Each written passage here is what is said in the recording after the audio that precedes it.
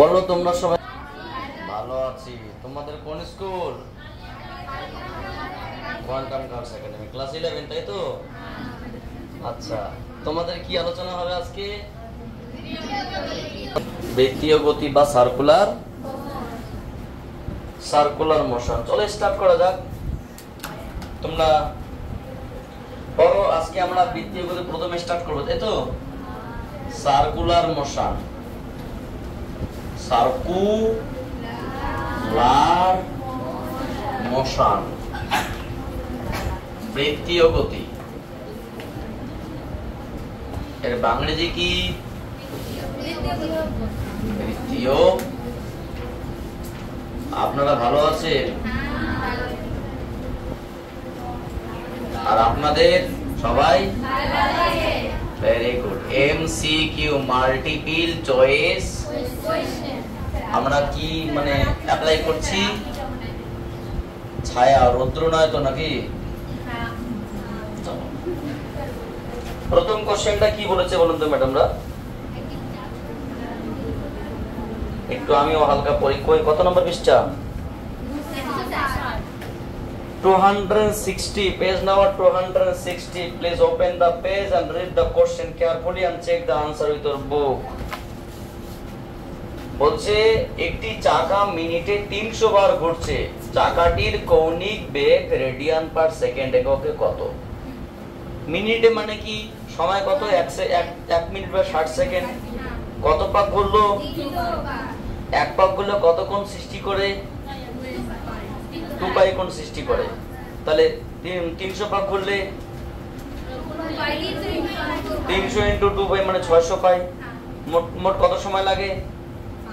1 minute বা 60 second. তাহলে আমরা কৌণিক বেগ ওমেগা সমান কি জানি? θ/t। সো থিটার জায়গায় বসিয়ে দিলাম, টি এর জায়গায় বসিয়ে দিলাম, মানে মনের মধ্যে आंसर বের করে নিলাম। Question number 1। জি মাস্টার নিতে এমন তেল ভরিয়েছে, প্রথমেই ডিস্টার্ব করে দিল। কোশ্চেন নাম্বার 1, উই নো, আমরা জানি। কি জানি? হ্যাঁ, ओमेगा कौणिक बेग है। की बेग है? कौणिक बेग है। ओमेगा समान समान θ/t। ओमेगा बरसारे मेगा मेगा। একটা কণা বৃত্তাকার পথে ঘুরছে। যদি এখান থেকে স্টার্ট করে তাহলে এই যে বৃত্তাকার পথে ঘুরছে, তাহলে এক একটা পাক ঘুরতে সময় আমরা কতটা কোণ সৃষ্টি করে? θ সমান সমান for 1 rotation 2 pi and for 300 rotation theta is equals to 600 pi, তাই তো? এবং ততক্ষণে কত সময় লেগেছে? না 60 সেকেন্ড বা 1 মিনিট। তার মানে থিটার মান কত বলুন তো ম্যাডামরা? 300 × 2 pi বাই 60 সেকেন্ড, 5 × 300 মানে 10 pi radian per second. Radian per second. এটা কি অপশন আছে? Option number A is the correct answer. পরবর্তী কোশ্চেন আমরা 2-3টা গুলো করব, তারপর তোমাদের লেখার টাইম দেব, ঠিক আছে? কোশ্চেন নাম্বার 2 কি বলেছে? m1 ও m2 ভরের দুটি বস্তু যথাক্রমে r1 ও r2 ব্যাসার্ধের বৃত্তাকার পথে সমদ্রিতিতে ঘুরছে। বস্তু দুটি সম্পূর্ণ বৃত্ত দুটি সম্পন্ন করতে প্রত্যেকের একই সময় লাগে, তবে তাদের কৌণিক বেগের অনুপাত চেয়েছি। দেখো আমি বললাম এখানে একটা বস্তু নিয়েছি, ঠিক আছে, আর এখানে একটা বস্তু নিয়েছি।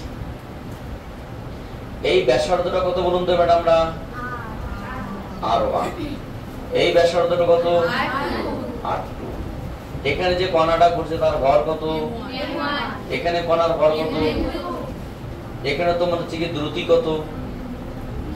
এখানে দ্রুতি কত? এটা রৈখিক দ্রুতি। এটা কার সাপেক্ষে ঘুরছে? কোন একটা ঘূর্ণাঙ্কের সাপেক্ষে ঘুরছে, অ্যাক্সিস অফ রোটেশন। কত বেগে ঘুরছে সে?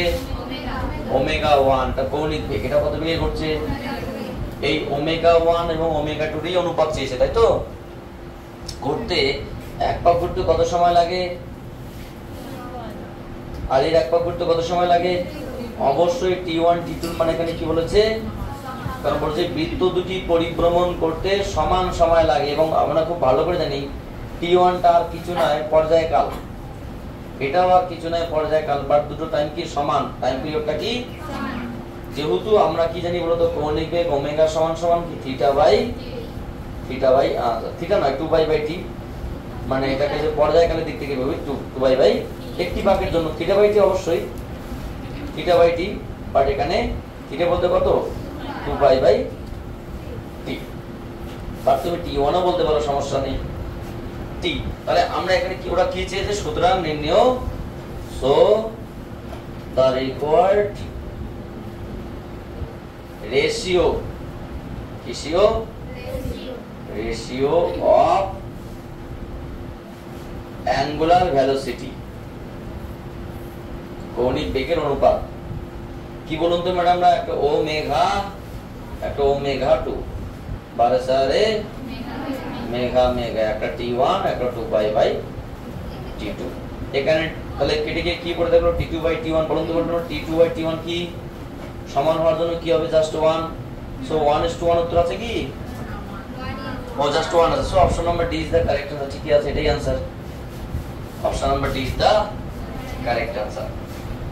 কোশ্চেন নাম্বার 3 নম্বর কোশ্চেনটা পড়ো, তারপরে আমি তোমাদের লেখার টাইম দেওয়ার চেষ্টা করব।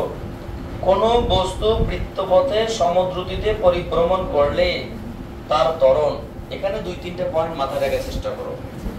ধরো না এটা একটা বৃত্তাকার পথ, ঠিক আছে, এটা কোন পথ, কিন্তু বৃত্তটা টেউ হয়ে গেল না, আঁকলাম বৃত্তাকার পথ কিন্তু হয়ে গেল টেউ পথ,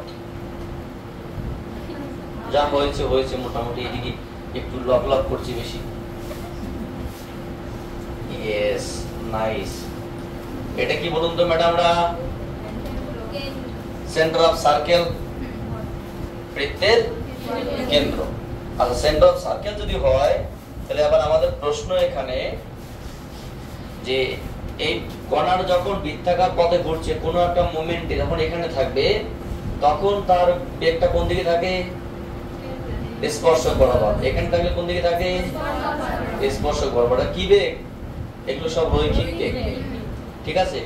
এবং যখন কোন কণা এ থেকে বি তে যায় তখন কত কোণ সৃষ্টি করে, এটা কি সরণ, কৌণিক সরণ।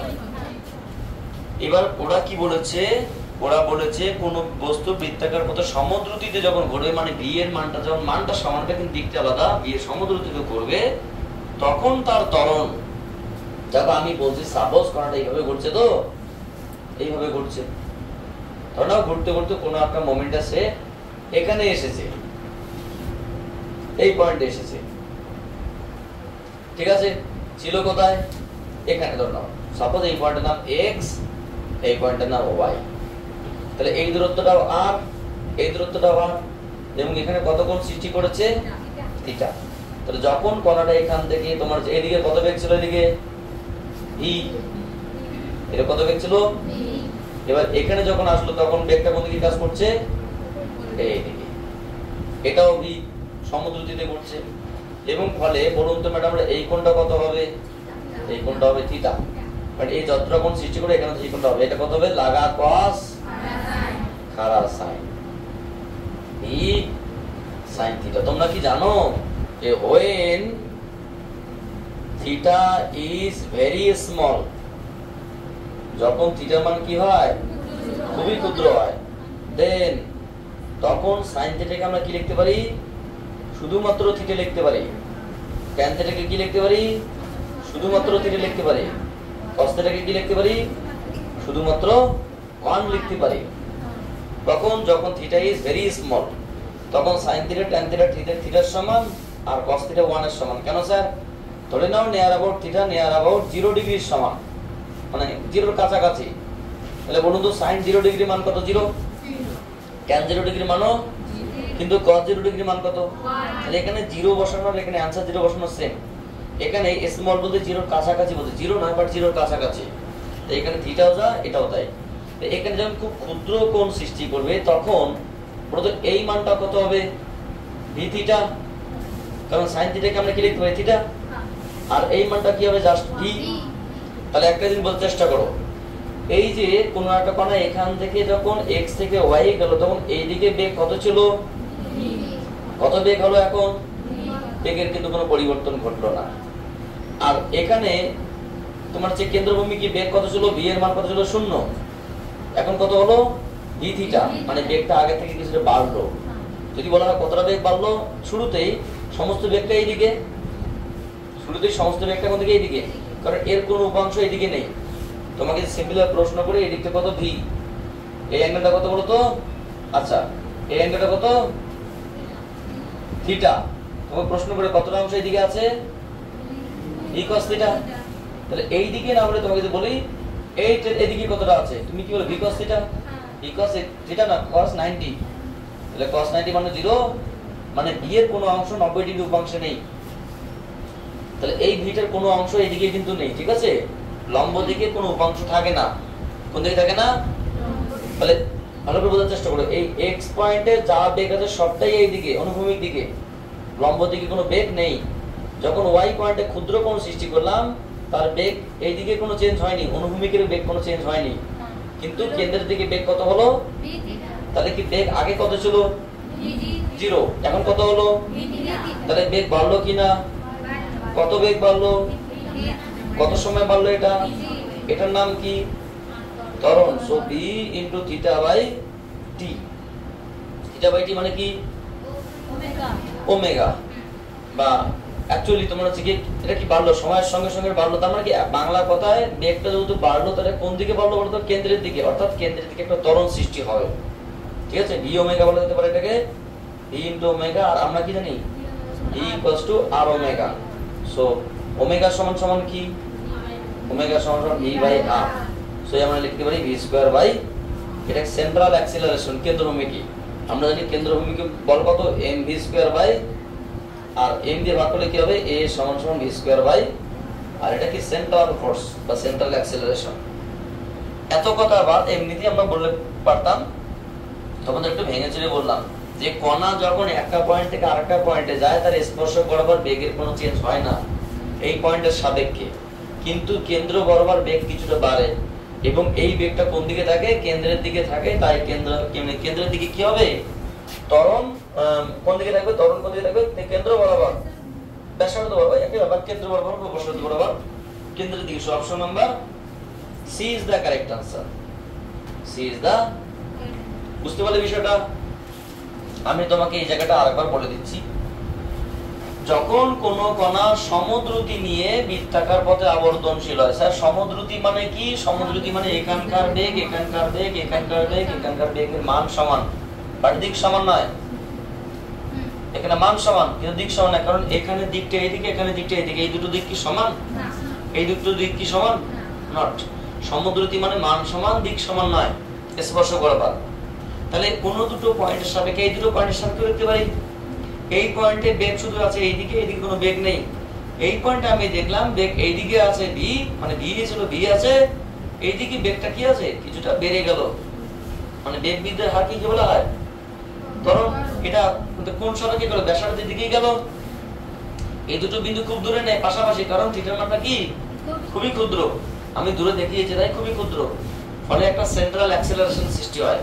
এখানে আমরা আরো অন্যভাবে দেখাতে পারি, এত কথা বাদ, মানে মাথায় রাখতে হবে যে কোন একটা কণা যখন বৃত্তাকার পথে ঘোরে, এরকম তোমাকে বলে দিচ্ছি, কোন একটা কণা যখন এই যে বৃত্তাকার পথে ঘোরে, ঠিক আছে, এটা অক্ষের সাপেক্ষে, অর্থাৎ কৌণিক বেগটা কোন দিকে থাকে, কৌণিক বেগ অক্ষের সাপেক্ষে ঘোরে ওমেগা, রৈখিক বেগ কি হয়, স্পর্শক বরাবর হয়, রৈখিক ত্বরণ কোন দিকে থাকে, রৈখিক ত্বরণ ব্যাসার্ধগামী কেন্দ্রের দিকে হয়, এটা v, এটা a, এটা ওমেগা, থিটা কোন দিকে হয়, থিটা এখান থেকে এখানে, থিটা এখানে সৃষ্টি হয়, পড়ে বুঝতে পারলে। এখানে আরো অনেক বিষয় আছে, সবগুলো আমরা বিস্তারিত বলতে পারছি না, তোমরা এটা টুকে নাও, আমরা পরবর্তী কোশ্চেন নিয়ে আবার আসছি, তারপরে দেখা যাক কোথায় কি প্রবলেম হচ্ছে। দেখতে পাচ্ছ কি সবাই মোটামুটি, বাহ সুন্দর ক্লিয়ারলি দেখতে পাওয়া যাচ্ছে বোর্ডে। আজকের ভিডিওটা খুব ভালো লাগছে দেখে, থ্যাংক ইউ। কোশ্চেন নাম্বার 4, তাই তো, কোশ্চেন নাম্বার 4টা পড়ো ভালো করে। কি বলেছে, একটি সিলিং ফ্যান সুইচ অন করার 3 সেকেন্ড পরে 10 বার পূর্ণ আবর্তন করে, মানে যখন সুইচ অন করিনি তখন তার প্রাথমিক বেগ কত, কৌণিক বেগ জিরো, এবং যখন অন করলাম তার বেগ আস্তে আস্তে কি? আচ্ছা, পরবর্তী 3 সেকেন্ডে কতবার ঘুরবে সেই সংখ্যাটা ওরা চেয়েছে। Number of turns are completed by next 3 second where the acceleration should be uniform, যেখানে বলেছে ত্বরণটা কি হবে? সম। আচ্ছা, আমরা দুটো স্টেপে কাজটা করছি। ফার্স্ট স্টেপ কি স্টেপ ম্যাডামরা? বলুন তো, প্রাথমিক বেগ কত? সময় কত? 3 সেকেন্ড। ত্বরণ কত? আলফাই, কারণ আলফা 1 টা আলফা, আলফা 2 টা আলফা। ঠিক আছে, আলফা 1 সমান আলফা, কারণ সমকৌণিক, তাই তো? সমকৌণিক ত্বরণ। আর কতবার ঘুরেছে? যদি আমরা নাম্বার অফ রোটেশন দেখি তাহলে কত? 10 টাইমস, তাই তো? তাহলে সেখানে কত কোণ সৃষ্টি করেছে? একবার ঘুরলে কত কোণ সৃষ্টি করে? 2 পাই। তাহলে 10 বার ঘুরলে কত হবে? 10 * 2 পাই, দ্যাট মিন্স 20 পাই। কি 20 পাইটা কি? কোণ, রেডিয়ান। এত রেডিয়ান কোণ সৃষ্টি করে। আচ্ছা, আমরা কি জানি বলুন তো ম্যাডামরা? আমরা জানি S = UT + QT, তাই তো? এখানে S এর জায়গায় কি বলবো? থিটা। U এর জায়গায় ওমেগা 1 প্রাথমিক বেগ, omega 1 * T1 plus half of alpha * T1 square. বলুন তো থিটা 1 সমান কত? 20 পাই। 0 হাফ অফ আলফা T1 কত? 3 স্কয়ার মানে 9। আচ্ছা, 3 স্কয়ার। তাহলে কত আসলো বলো তো? তাহলে আলফা সমান কি হবে? আলফা সমান 40 পাই, 20 × 40, 40 পাই বাই 9, তাই তো? এত রেডিয়ান পার সেকেন্ড স্কয়ার, কৌণিক ত্বরণ। তাহলে আলফার মানটা আমরা কিন্তু পেয়ে গেলাম। সেকেন্ড স্টেপ, কোন স্টেপ? Second step. বলুন তো, এখানে প্রাথমিক বেগ কত? 0 থেকে যদি স্টার্ট করি, সময় কত? 3 6 সেকেন্ড, মানে মোট 6 সেকেন্ড হিসাব করছি। 0 থেকে 6 সেকেন্ড পর্যন্ত। এটা 0 থেকে 3, 0 থেকে 6। আচ্ছা, কত পাক ঘুরবে ওটা কিন্তু ওরা চেয়েছে, ঠিক আছে? আর আলফার মান কিন্তু ইতিমধ্যে আমরা পেয়ে গেছি। কত বলো তো? 40 পাই বাই, স্যার সমান কেন? ওরা বলে দিয়েছে সমকৌণিক ত্বরণ নিয়ে পড়ছে, ঠিক আছে? আর কি আছে দেওয়া? আর দরকারও নেই, টাইম তো দেওয়া আছে। সো উই নো, আমরা কি জানি বলুন তো ম্যাডাম? না, S = UT + QT, বা এখানে S এর জায়গায় কি বসবে? থিটা। থিটা কত অবশ্যই এটা আমরা এখনো জানি না, তাই তো? থিটাটা আমাদের টাকা কি আসে? থিটা সমান 0 প্লাস হাফ অফ আলফার মান কত? এর জায়গায় আলফা একটা যদি লিখি ওমেগা 2, আচ্ছা omega 1 T2 plus half of alpha T2 square. 0 plus half of আলফার মান কত ম্যাডাম? না 40 পাই বাই 9। আর টি এর মান কত? 6 4 34, তাই তো? 4 লং 34 2, তাহলে কত? 80 পাই। তাহলে কত কোণ সৃষ্টি করে? তাহলে পরবর্তী 6 সেকেন্ডে মোট কত কোণ সৃষ্টি করে? মানে 0 থেকে 6 সেকেন্ডে। তাহলে আমরা কি জানি? 2 পাই কোণ সৃষ্টি করে। এক পাকে কত কোণ সৃষ্টি করে? 2 পাই। তাহলে 80 পাই কত প্রাক সংখ্যা হবে? সুতরাং আমরা বলতে পারি n2 সমান সমান মোট কোণ বাই 2 পাই। মোট কোণ কত বলো তো? 80 পাই বাই 20 পাই, মানে 40, মানে 40টি প্রাক সংখ্যা হয়। এটা आंसर নয়। কেন? ওরা 0 থেকে 3 সেকেন্ডে 10টি বলেছে, আর পরবর্তী 3 সেকেন্ডে চেয়েছে, আর আমরা 0 থেকে 6 সেকেন্ড হিসাব করেছি। ব্যাপারটা বোঝার চেষ্টা করো। 0 থেকে 3 সেকেন্ডে কয়টা? 10টা। 0 থেকে 6 এর মধ্যে কয়টা? 40টা। ফলে 10টা বাদ দিলে কয়টা হবে? 30টা। তাহলে অর্থাৎ পরবর্তী 3 সেকেন্ডে আবর্তন সংখ্যা কি বুঝতে পারলেন? আবর্তন সংখ্যা n সমান সমান, আচ্ছা n সমান সমান কত? n2 - n1 বা 40 - 10 মানে 30টি। বুঝতে পারলে কি বললাম? কত নম্বর কোশ্চেন? Question number 5। আচ্ছা 5 দাগেরটা করে দেই একটু, ঠিক আছে? 5 দাগেরটা সহজ কোশ্চেন আছে, 1 মিনিট সময় লাগবে। কোন চাকা মিনিটে কতবার ঘোরে? 120 বার। বলছে কোন চাকা মিনিটে 120 বার আবর্তিত হলে কৌণিক বেগ, মানে 5 দাগের কোশ্চেনটা আর 1 দাগের কোশ্চেনটা একদম সেম। আচ্ছা বলতে এখানে সময় কত? 1 মিনিট বা 60 সেকেন্ড। কত পাক ঘুরছে সে? 120 পাক। তাহলে সে কত কোণ সৃষ্টি করলো? 2 পাই ইনটু 120, তাহলে কত আসলো? 240 পাই, এত রেডিয়ান কোণ সৃষ্টি করলো, তাই তো?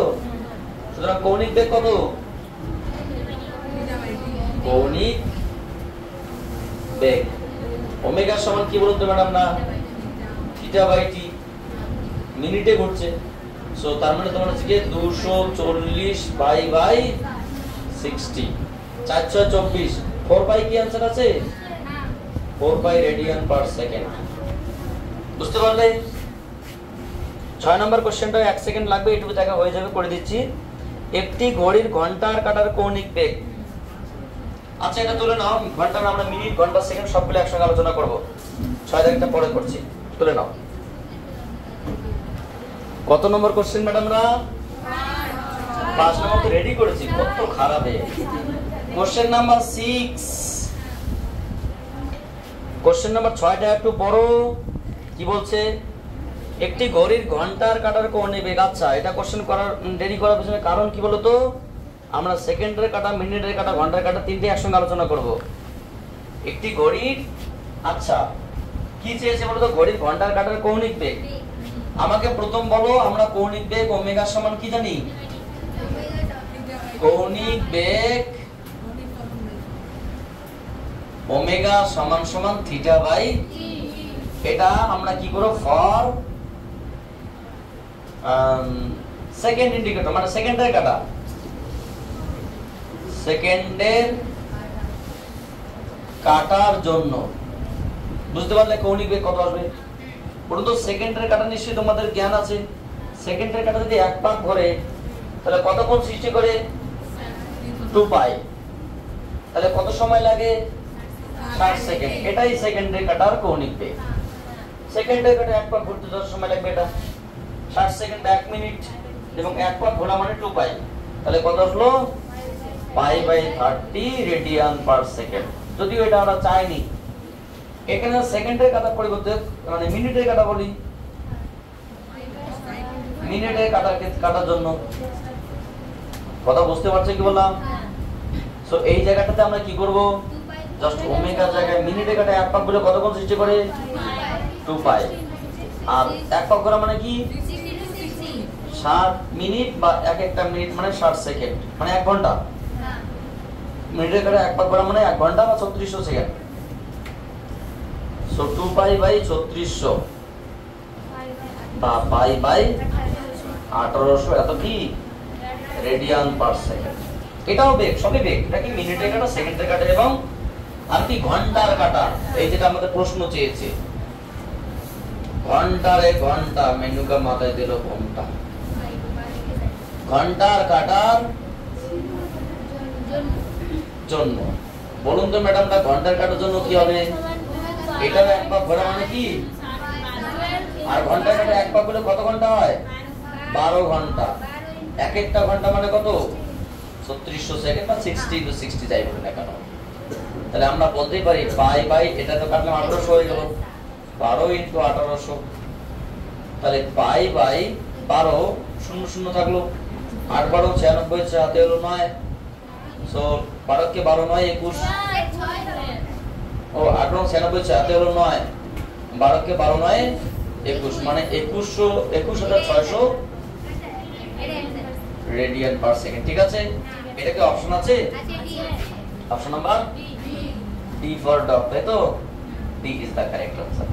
তাহলে আমাদের প্রশ্ন চেয়েছে একটা, তার সঙ্গে আমরা মিনিটের সঙ্গে সঙ্গে সেকেন্ড এবং ঘন্টার কাটাটাও, মানে ঘন্টার সঙ্গে সঙ্গে মিনিট এবং সেকেন্ডটাও বলে দিলাম। কোশ্চেন নাম্বার 7, আশা করি 6 নম্বর কোশ্চেনটা ক্লিয়ার হয়ে গেছে। বলেছে কোন বস্তুকণা 25 সেন্টিমিটার ব্যাসার্ধের বৃত্তপথে 2 rps কম্পাঙ্কে আচ্ছা, ব্যাপারটা বোঝার চেষ্টা করো। এখানে কি কি দেওয়া আছে একটু লেখার চেষ্টা করি। যখন কোনো কণা ঘুরছে বৃত্তাকার পথে, সেই বৃত্তাকার পথের ব্যাসার্ধ দেওয়া আছে, আর কত দেওয়া আছে ম্যাডামরা? 25 সেন্টিমিটার। বা এটাকে আমি এসআই তে লিখতে পারি 1/4 মিটার, মানে 100 দিয়ে ভাগ করলে। বৃত্তাকার পথে 2 আরপিএস। আচ্ছা, আরপিএস মানে কি? আরপিএস কথার অর্থ রোটেশন পার সেকেন্ড বা রেভলিউশন পার সেকেন্ড, মানে এক একটা রোটেশন করতে 1 সেকেন্ড সময় লাগছে। স্যার, সেকেন্ডে কাটা যায় 1 ভাগ করতে 60 সেকেন্ডে, এখন সেকেন্ডে কাটার ক্ষেত্রে সেকেন্ডে কাটা তো বলা হয় না, কোনো একটা বস্তু 1 সেকেন্ডে 1 ভাগ ঘটছে, তাহলে 2 বাই 1 সেকেন্ড। সো সেকেন্ডে কাটা তো নয়, সেকেন্ডে কাটা হলে 2 বাই 60। এটা তোমরা ভেবে না যে স্যার আরপিএস মানে 2 বাই 60। কোন বস্তুর আরপিএস কথার অর্থ এক একটা পাকে মানে 1 সেকেন্ড। বুঝতে পারলে? যদি আরপিএম বলতো তাহলে এক একটা পাকে 1 minute. RPM rotation per minute, rotation পার সেকেন্ড। এটা মানে এটাকে আমরা ওমেগা বলতে পারি। এটা কি থিটা বাই টি, এক একটা পাক কত? 2 পাই, এবং কত সময় সেটা? 1 সেকেন্ড। অর্থাৎ এটা 2 পাই রেডিয়ান পার সেকেন্ড বেগে ঘুরছে। এটা কিন্তু তোমার সেকেন্ডে কাটা নয়, সেকেন্ডে কাটা আলাদা জিনিস। এটা কোন একটা বস্তু। তাহলে ওটা কি চেয়েছে বলো তো? ত্বরণ চেয়েছে। সুতরাং আচ্ছা, ওমেগা এটা দেওয়া আছে, বলতে বি কত হবে? বি সমান সমান কি? আচ্ছা, একটা কাজ করি, সুতরাং নির্ণেয় ত্বরণ, নির্ণেয় ত্বরণ বলুন তো। ত্বরণ সমান সমান আলফা নয়, এটা মিটার পার সেকেন্ডে বলছে। এ সমান সমান কি? বি বাই এ সমান কি? বি স্কয়ার বাই আর। এটা বলতে পারি। আর ভি তো আমাদের জানা নেই, কিন্তু ভি আমরা পূর্ণভাবে জানি। ভি সমান সমান কি? আর ওমেগা। তাহলে কি বলবো? আর স্কয়ার ওমেগা স্কয়ার বাই আর। তাহলে এক কথায় আর ওমেগা স্কয়ার। আর ওমেগা দুটো দেওয়া আছে। ওটা আর এর মান কত দেওয়া আছে? 1/4। এটা কত? 4 পাই স্কয়ার। তাহলে কত আসলো বলো তো? Just pi square. তো এটা আছে কি? কেন কেন হবে? ও 2 আরপিএস বলা আছে যে, নো প্রবলেম। আমরা এটা 1 আরপিএস এর ক্ষেত্রে বলেছি, এটা এক একটা পাকের ক্ষেত্রে বলেছি। বুঝতে পারলি কি? 2 আরপিএস বলেছে। সো এখানে কি হবে? 2 ইনটু, মানে আমার কথা বুঝতে পারলি কি বললাম? আমরা আরপিএস টা আলোচনা, এটা আরপিএস তো নয়, এটা 2 আরপিএস। 2 এটা কত হলো? 4 পাই রেডিয়ান পার সেকেন্ড। আমাদের ঠিক আছে, এটা মানে 2 পাই বাই 1 এত রেডিয়ান পার সেকেন্ড। আরপিএস মানে এটা।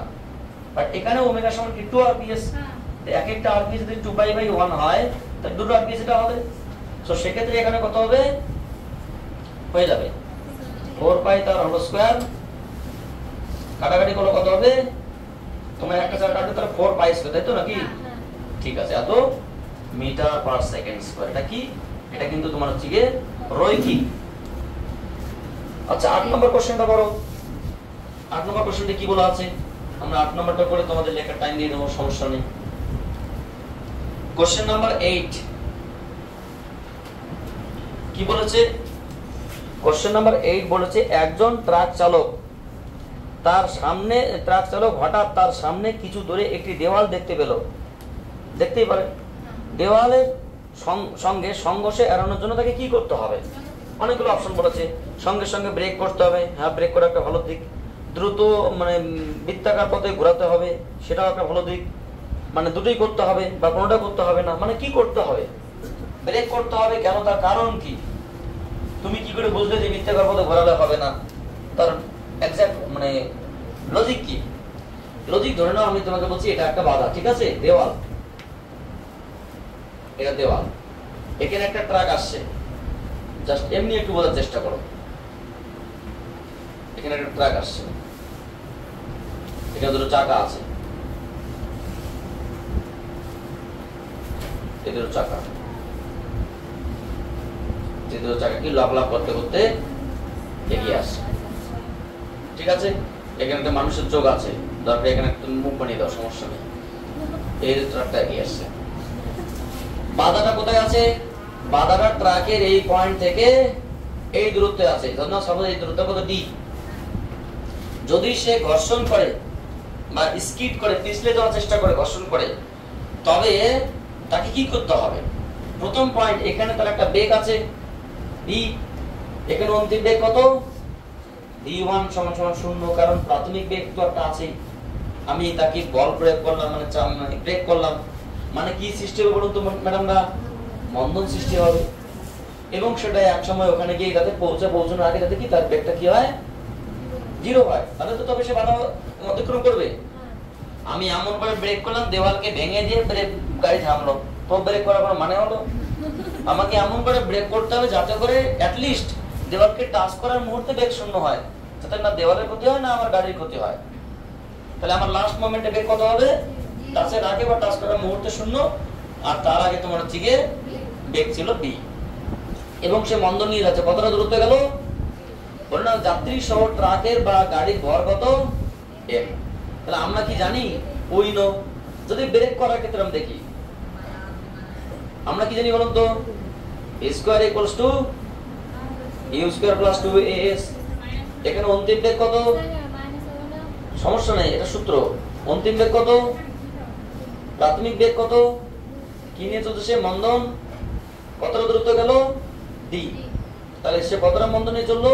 a সমান সমান b স্কয়ার বাই 2d। বুঝতে পারলে? তাহলে সে এতটা মন্দন নিয়ে চললো। তাহলে এতটা মন্দন নিয়ে কে চললো? গাড়ির একটা ভর আছে। তাহলে গাড়ির উপর ক্রিয়াশীল বল কতটা ব্রেক করার জন্য কতটা বল ব্রেক করতে হলো? f সমান সমান মানে m b square by 2d। এটা কিসের জন্য? এটা ব্রেক করার জন্য। সেকেন্ড স্টেপে যদি আমরা এখানে একটু বোঝানোর চেষ্টা করি, এটা ক্যালকুলেশনটা অন্য। সেটা কি? যদি এটাকে আমি ব্রেক না করে কি করি বলতো? বৃত্তাকার পথে ঘোরানোর চেষ্টা করি। আমি এমন ভাবে ঘোরালাম যে ঘুরিয়ে এসে এটাকে আমি এই পথে নিয়ে আসার চেষ্টা করলাম। বুঝতে পারলে? যাতে করে আমার এই পয়েন্টটা কাজ করার আগেই এই পথে সে ঘোরে। তাহলে যে পথে ঘুরবে সেই বৃত্তাকার পথে একটা ব্যাসার্ধ কত হবে? ডি হবে। কারণ ওই দূরত্বটাকে কভার করে তো ঘুরছি। যে দূরত্বে আমি থামাবো সেই দূরত্বটাকে কভার করে তো আমাকে ঘুরতে হচ্ছে। তো সেই পয়েন্টে গাড়ি যদি এই পয়েন্টের সাপেক্ষে দেখি, সেই দূরত্বের কত? ডি হবে। বলো তো, কোনো একটা কোন বৃত্তাকার পথে ঘোরে, তখন বৃত্তাকার পথে ঘোরার জন্য কি বল দরকার পড়ে? অভিকেন্দ্র। বলো তো, অভিকেন্দ্র বলে রাশিমালা কি? Very good, MV square by এখানে আর নয় ডি। তাহলে তুমি বলো, এই এফ বড় না সেন্ট্রাল ফোর্স বড়? সেন্ট্রাল ফোর্সটা বেশি। তাহলে আমরা এখানে দেখতে পাচ্ছি যেহেতু F less than F central force, তাহলে আমার কোন বলটা কম? এটা। তাহলে এটাই আমার জন্য সহজ। কোন বলটা তো বেশি, বলে এই বলের জন্য গেলে কি আঘাত করার সম্ভাবনা বেড়ে যাবে? ব্যাপারটা বোঝার চেষ্টা করা। এটা 25 নিউটন, এটা যদি 50 নিউটন হয় তার অর্ধেক 25 হবে এটা। তাহলে কম বল প্রয়োগ করে আমি দাঁড় করাতে পারছি, আর বেশি বল প্রয়োগ করে সে ছলকে যাবে বা আঘাত করবে। তাহলে আমাকে কি করতে হবে? আমার জন্য এটাই শ্রেয়, ঘর্ষণ বল প্রয়োগ করা। তাই ব্রেক কষতে হবে। বুঝতে পারলে কি বললাম? সো অপশন কি হবে? Option A is the correct answer. সঙ্গে সঙ্গে ব্রেক কষতে হবে। তবে এমন ভাবে ব্রেক কষবো না যে ব্রেক কষলাম গাড়ি উল্টে গিয়ে ব্যাস খেলা জমিয়ে দিল। ব্রেকটাকে আমাকে এমন ভাবে কষতে হবে যাতে করে গাড়ি মানে দেওয়াল পর্যন্ত যাওয়ার আগে পর্যন্ত আমাকে ব্রেক আমি কষাতেই পারি, ব্রেকটাকে ওই পর্যন্ত অ্যাপ্লাই করতে পারি। মানে আস্তে আস্তে ব্রেকের পরিমাণটা বাড়াতে হবে, একবারে নয়, যাতে করে আমি মানে সুপারম্যান হয়ে গেলে এরকমটা নয়। সো অপশন নাম্বার কত ম্যাডাম? না, option number A is the correct answer. তুলে নাও। আমরা আর একটা দুটো কোশ্চেন আলোচনা করব, তারপরে দেখব কি হয়। কত নম্বর কোশ্চেন ম্যাডাম? কোশ্চেন নাম্বার 8 হয়ে গেছে। আমাদের কোশ্চেন নাম্বার 9। কোশ্চেন নাম্বার কত হবে? 9। কি বলেছে? নিচের কোনটি অলিক বল? এটা কি কেউ জানো না তোমরা? অলিক বল কাকে বলা হয়? অপকেন্দ্র বলকে অলিক বল বলা হয়। অলিক বলের ইংলিশ কি? Pseudo force. কি ফোর্স? Pseudo force. সো অলিক বল কোনটা? যে বল শুধুমাত্র সেই অনুভব করে যে নির্দেশ তন্ত্রে থাকে, অন্য কেউ অনুভব করতে পারবে না। অলিক বল সেই অনুভব করে যে যেখানে ঘোরে সেখানে থাকে। তাহলে প্রথম কথা উত্তর আমরা কি লিখবো? অপকেন্দ্র বল হলো, কি বলবো? অপকেন্দ্র বল হলো এক প্রকার অলিক বল, তাই তো? কি বল? এক প্রকার অলিক বল। হ্যাঁ, বানানটা দেখছি কারণ বাংলা তো। অলিক বল। ব্যাপারটা কি রকম? ব্যাপারটা আমি তোমাকে খুব সিম্পল ভাবে একটা এক্সাম্পল দেই, তাহলে অলিক বলের ধারণাটা একটু বুঝতে পারবে। তুমি একটা নাগরদোলায় ঘুরছো, মানে যারা ঘোরনি তাদের ক্ষেত্রে বললাম না, যারা নাগরদোলায় চড়েছো তাদের ক্ষেত্রে বলছি। নাগরদোলায় ঘুরছো, ধরে নাও এটা সেই নাগরদোলা। নাগর আমার নিতুর বড়টা নয়, নাগরদোলা এই বিন্দুকে কেন্দ্র করে ঘুরছে। ধরে নাও তুমি কোনো একটা মুহূর্তে এই পয়েন্টে আছো, বা কোনো একটা মুহূর্তে এই পয়েন্টে আছো, বা কোনো একটা মুহূর্তে এই পয়েন্টে আছো। যখন এই পয়েন্টে থাকো, তোমার একটা এখানে যে ঝুলন্ত থাকে এরকম থাকে, যখন এই পয়েন্টে থাকো তখন ঝুলন্তটা এরকম থাকে বা এরকম থাকে। তুমি এর মধ্যে বসে আছো, তাহলে ব্যাপারটা হচ্ছে কি একটু অবশ্য ঘুরে, ঘুরন্ত অবস্থা একটু বাইরে দিকে থাকে, ঠিক আছে? মানে এটা অ্যাকচুয়ালি এরকম নয়, অ্যাকচুয়ালি এরকমটা থাকে, এরকম থাকে। এটা একদম ওইরকম নয়, মানে একটু এরকম বেশি বেশি থাকে, বুঝতে পারলে? বা একদম ওইরকম ভাবতে পারো, কোনো সমস্যা নেই। এবং এখানে যখন থাকে সেটা কোন দিকে বলতো? এটা উপর দিকে নয়, এটা একটু এরকম বেশি থাকে আর কি। এটা কিন্তু নিচের দিকেই থাকে, যখন এখানে থাকে তখন এটা নিচের দিকেই থাকে, কিন্তু তবে একটু হেলে যেদিকে ঘুরে, তারপরে দেখি এটা উল্টো দিকে থাকে, মানে ঘুরতে ঘুরতে ঘুরতে ঘুরতে নামছে। তো ব্যাপারটা হচ্ছে গিয়ে যখন তুমি নাগরদোলায় বসে থাকো এবং যখন সে ঘুরতে থাকে, তোমার কি মনে হয় যদি একবার কোনো কারণে এই দড়িটা ছিঁড়ে যায়, তোমার কি মনে হয়? তুমি একদম ছিটকে বাইরের দিকে যাবে। কোন দিকে? কেন্দ্র থেকে একদম বাইরের দিকে।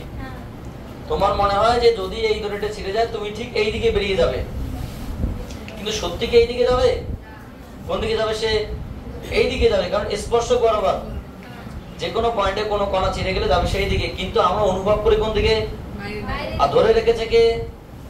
এটা তোমার অভিকেন্দ্র বল। আমরা যেটা অনুভব করছি সিউডো ফোর্স, অনুভব করছি এটা অলিক বল, অনুভব করে যাচ্ছে। স্যার এইদিকে আমি তো বুঝতে পারছি না, বাইরে থেকে তুমি বলছো দাঁড়িয়ে থেকে, তুমি তো বুঝতে পারবে না, তোমাকে একমাত্র ওখানে থাকতে হবে। মানে অপকেন্দ্র বল সেই বুঝতে পারে যে ঘূর্ণন নির্দেশতন্ত্রে থাকে। অপকেন্দ্র বল কোন দণ্ডায়মান নির্দেশতন্ত্রে বা অন্য কোনো নির্দেশতন্ত্র থেকে অনুভব করা যায় না। বোঝা গেল? তো বাইরে থেকে যে বলটায় ঘূর্ণনশীল ব্যক্তি অনুভব করছে সেই বলটার নাম অপকেন্দ্র বল, এবং যেটা অবশ্যই অভিকেন্দ্র বলের সমান। অভিকেন্দ্র বল থেকে কেন্দ্রের দিকে, অপকেন্দ্র বল থেকে বাইরের দিকে, এই দুটি বলের পরিমাণ সমান এবং সেটা mv²/r, কিন্তু অরিজিনালি ছিঁড়ে গেলে যাবে সেই দিকে, না এইদিকে না এইদিকে যাবে সেই দিকে। বুঝতে পারলে বিষয়টা? আচ্ছা, লাস্ট কোশ্চেন আমরা 10 নম্বর পর্যন্ত করব আজকে। পরবর্তী ভিডিও সিরিজে আমরা আবার পরবর্তী কোশ্চেন নিয়ে আলোচনা করব। 10 নম্বর কোশ্চেনটা একটু মন দিয়ে পড়ো, তারপরে সলভ করো। পড়ো কি বলছে দেখো।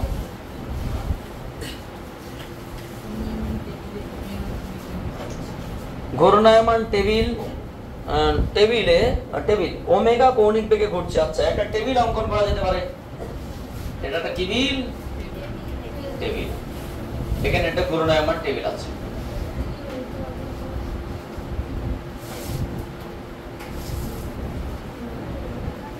এর সাপেক্ষে ঘুরছে।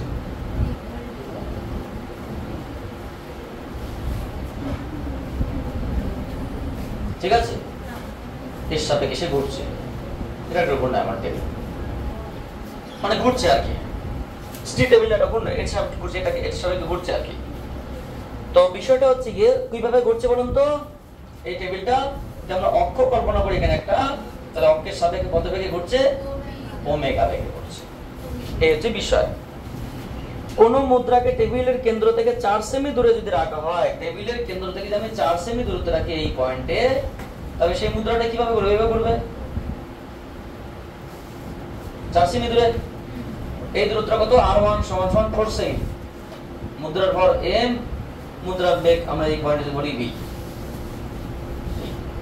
তাহলে 4 সেমি দূরত্বে রাখা হয়, তবে মুদ্রাটি পিছলে শুরু করে, মানে 4 সেমি দূরত্বে রেখে এইভাবে ঘোরা হয়, তাহলে কি হবে? জাস্ট পিছলাতে শুরু করবে, মানে পিছলাইনি, পিছলাতে শুরু করবে, মানে কি ছিটকে যেতে শুরু করবে।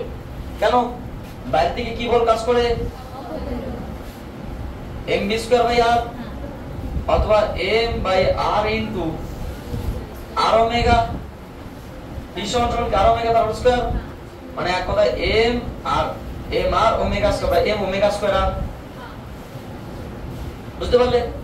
এবং এটাকে আমরা m ভর r1 ব্যাসার্ধে ওমেগা বেগে ঘুরছে, এটা বলছি আমরা। এই বলটা কত?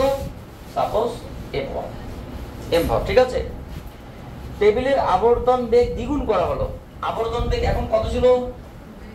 এবার ওমেগা থেকে বাড়িয়ে সেটা কি করা হলো ওমেগা 1 করা হলো। ওমেগা 1টা কত? প্রাথমিক বেগের দ্বিগুণ। তবে দ্বিগুণ করলে মুদ্রাটাকে কেন্দ্র থেকে যে দূরত্বে রাখলে পিছলাতে শুরু করবে, মুদ্রাটাকে কেন্দ্র থেকে পাশে রাখতে, দূরে রাখতে তো আরো দূরে চলে যাবে না। দ্বিগুণ যেহেতু বেগ বেড়েছে এখানে, তাহলে কি ব্যাসার্ধটা কমাতে হবে যাতে করে এই বলটা ফিক্স থাকে, কারণ একই টেবিল আছে। কেন্দ্র থেকে আমি এই পয়েন্টে রাখি, এর দূরত্ব কত r2, তবে সেই পদে করবে। তবে সেই ক্ষেত্রে তোমার হচ্ছে গিয়ে কি চেয়েছো না, শুরু করো না, চেয়েছে কি যে দূরত্বে রাখলে মানে r2 এর মান চেয়েছে। যখন r2 দূরত্বে রাখা হবে তখন কি হবে, আবার সেকেন্ড স্টেপ আমরা কি বলতে পারি, f2 সমান কি বলবো, m omega 1 square into r2।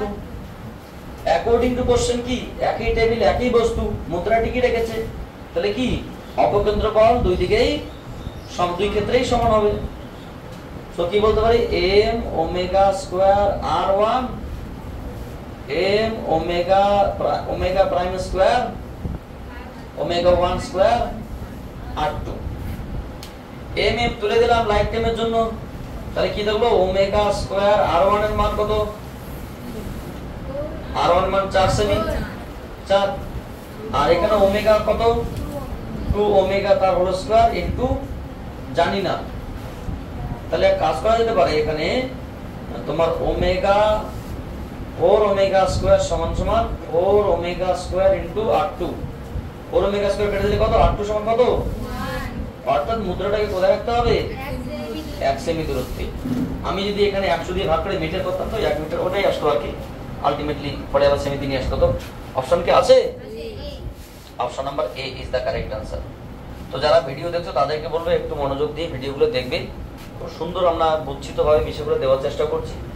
এতটা মানে কষ্ট করে স্টুডেন্টদের সঙ্গে, ওরা সবই ওদের কমপ্লিট হয়েছে, তার সত্ত্বেও ওদের সঙ্গে কনসাল্ট করে ভিডিও তোমাদের উদ্দেশ্যে দেওয়া এবং আমাদের স্টুডেন্টদের ভবিষ্যতের কথা ভেবে আমরা ভিডিও করি। তারপর তোমরা যদি আমার একটা ফ্যামিলিতে যুক্ত হওয়ার জন্য একটা মাত্র সাবস্ক্রাইব বা একটা মাত্র শেয়ার কমেন্ট করতে তোমার যদি কষ্ট হয় তো তোমরা আমাকে জানিয়ে দিও, আমি ভিডিও করা বন্ধ করে দেবো। কারণ এখানে আমার এক্সট্রা কোনো পাওনার উদ্দেশ্য নেই, যে টাকাটা যদি কোনো কারণে পাই সে টাকা তোমরা নিয়ে নিও, এটা আমার কোনো ইয়ে নেই। কিন্তু আমার উদ্দেশ্য তোমরা আমার ফ্যামিলিতে যুক্ত হও, আমরা একটা প্ল্যাটফর্ম তৈরি করি সোশ্যাল মিডিয়াতে, আমাদের কিছু বিশেষ ইনফরমেশন আমরা জ্ঞাপ্ত করি যেটা তোমাদের জন্য ভবিষ্যৎ প্রজন্মের কাজে লাগে, এটাই হচ্ছে মেইন উদ্দেশ্য। তো তোমরা স্টুডেন্টদের যদি কিছু বলতে চাও তাহলে বলো।